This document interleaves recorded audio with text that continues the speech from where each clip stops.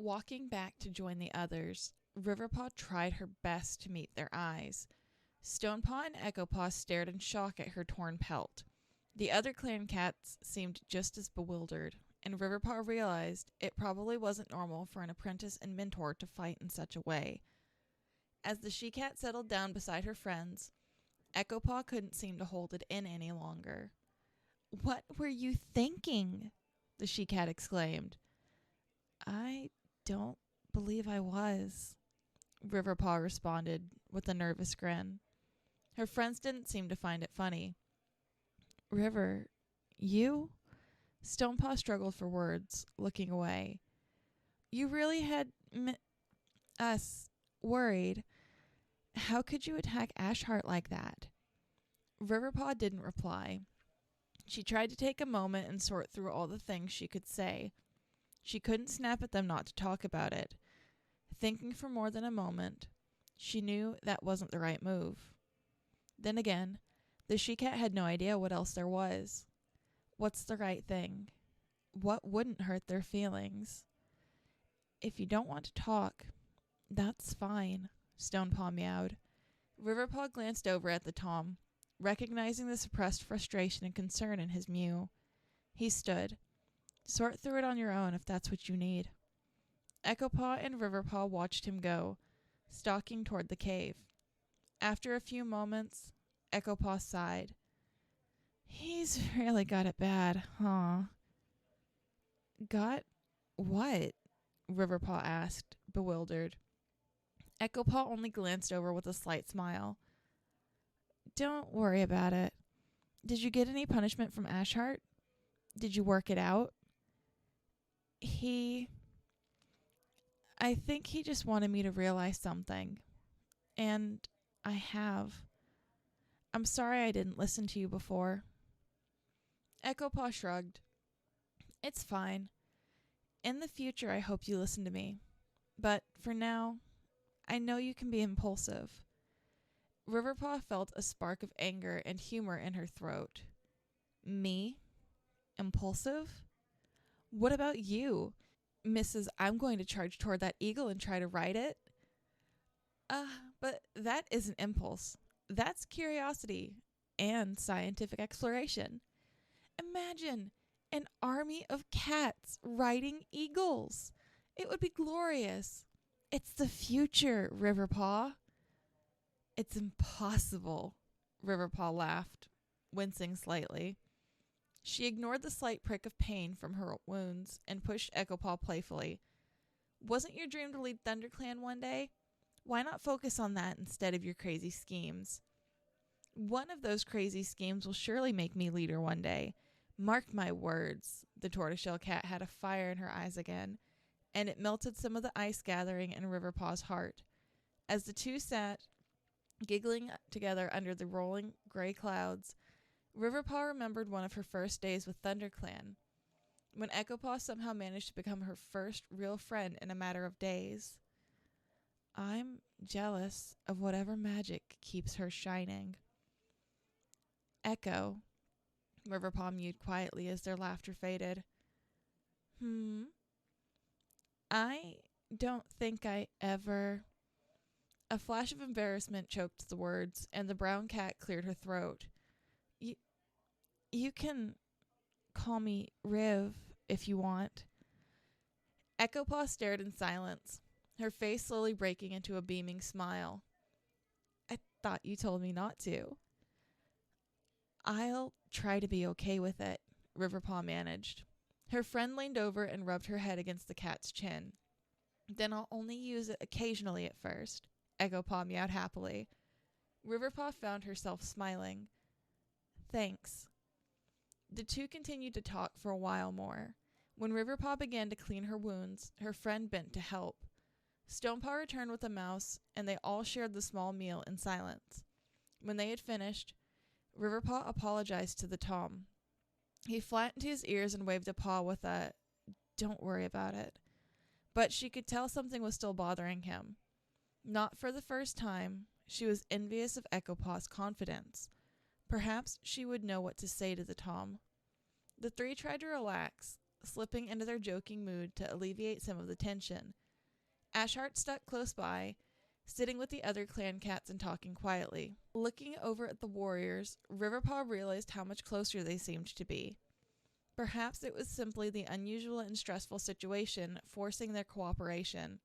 Whatever the case, Riverpaw was glad to see the clan cats talk more freely. When the sky was darkening and a cold wind swept over the area, cats began to head inside the cave. Groups returned with bits of prey, but it seemed the hunting wasn't getting any better. The clan cats followed the others inside to eat their meager portion. No one complained, and the tribe seemed to buzz with the events of the day. Riverpaw caught sight of Cloud and Hannah, but both siblings promptly turned, not looking at each other. Riverpaw, Echopaw, and Stonepaw were talking when the call sounded. Lily has returned. Immediately, every pair of eyes and ears were pointed toward the entrance to the cave, watching as the tribe she-cat padded in. Her eyes fixed on the clan cats, and she waved them over, holding up a tail to her tribe mates as if to say, "Give me a moment." The tribe waited anxiously. Lily faced the clan cats, seated in a quiet alcove. "The wolves wish to help us against their pack," Lily meowed. "Why?" "It could be a trap," Wolfclaw growled quietly, but Lily's gaze was steady. "I am sure it isn't. Stoneteller is currently working on healing their alpha, or, I should say, the former alpha, Kite. He was the leader of the pack before one of his packmates betrayed him. He and his children were banished from the pack and left to die. All Kite wants is to rid the pack of the new alpha, so he is willing to help us if we help him." The clan cats exchanged a glance. "We'll come with you," Featherfall meowed, much to the surprise of the other cats. No one disagreed, each cat giving a nod of consent, but Riverpaw saw indecision on Ashart's face. She didn't dare speak up, waiting for her mentor's word. "We will come as well," the ThunderClan warrior finally said. "We?" Echopaw mewed breathlessly. "Yes, you three are close to being warriors, so this should be a good experience. However, if even one of you steps out of line, ThunderClan will not be present for the discussion." The three apprentices gave grave nods, and Riverpaw swore silently to herself to keep her impulses in check. She knew her friends were capable, but her own actions reflected on her clan. She must keep sight of that. With the clan cats in agreement, Lily briefly addressed the tribe. There were murmurs of unease and shouts of suspicion, and it was Lightning who quieted them with a roar. "If this is our healer's wish, then we must put our faith in him. He trusts these wolves. We will do the same." With that, the tribe settled down slightly, but Riverpaw could see the dissatisfaction on the faces of many in the crowd. Whatever alliance was formed, it would not be a steady one.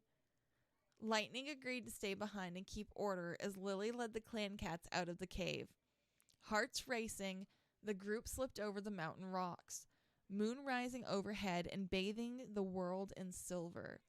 The ground was slippery from the rain, and once or twice a paw slipped dangerously close to the edge of a cliff, but they managed to reach their destination without fault. They stood on a path between two leaning boulders. Just ahead, a cave could barely be seen, shrouded in darkness and half covered by sparse bushes. Lily led the way inside. Riverpaw could barely stand the anticipation. However, she did not break. Sticking close to Ashart and her friends, they padded forward into the cave.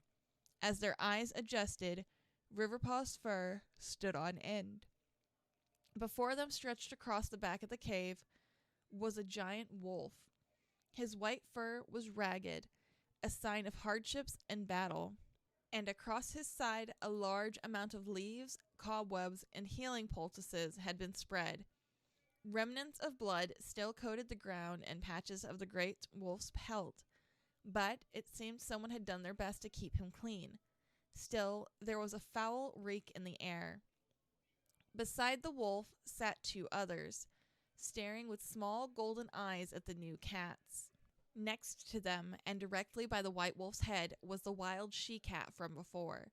Her eyes sparkled slightly as they passed over Riverpaw, but this time, both cats ignored each other. "Ah, you're all here," Stoneteller meowed. He was seated dangerously close to the white wolf, but he did not appear worried. His tribe mates were less trusting, keeping their distance as they welcomed the clan cats. Rowan Shadow and Gingerpelt dipped their heads, also keeping their distance from the wolves. "We have much discuss. Cats." The newcomers jumped slightly as the white wolf spoke. He lifted his head and with great effort shifted until he was propped on an arm and staring at them. He had a patch of black fur around his eyes, making his yellow gaze both wise and deeply intimidating. "I am Kite," the white wolf growled, dipping his head. "Speak language, but hard. Been long time." The clan cats did not reply, shock and fear choking the words. Stoneteller spoke up instead. "Kite has sworn his help to our tribe and offered the services of his pack members." The healer waved his tail toward the two russet wolves. "The darker one is called Vilcus. The lighter one is Farkas. And the she-cat's name is Ava." Riverpaw's heart skipped slightly. She now had a name for the mysterious cat. Stoneteller continued. "I realize how apprehensive we all are, considering what has happened. However, I have thought about this deeply during these hours, and I have realized I made a mistake. Clan cats, when you arrived, I told you that I had received a prophecy from the tribe of Endless Hunting. I believed it foretold of your coming as an unlikely ally, when in reality, I am certain it was a sign meant for Kite." The healer glanced at the wolf, who dipped his head lightly. "I do not believe this wolf wishes to deceive us, and I believe his help will be invaluable. It is my wish that we work together." The clan cats exchanged glances, but none could protest. One look at the healer's expression, and everyone knew it was decided. The wolves were now part of their group. "Well, then," Duskfall meowed, grinning, "where do we start?" At this, Kite fixed his golden gaze on the cats. "We kill Hisoka."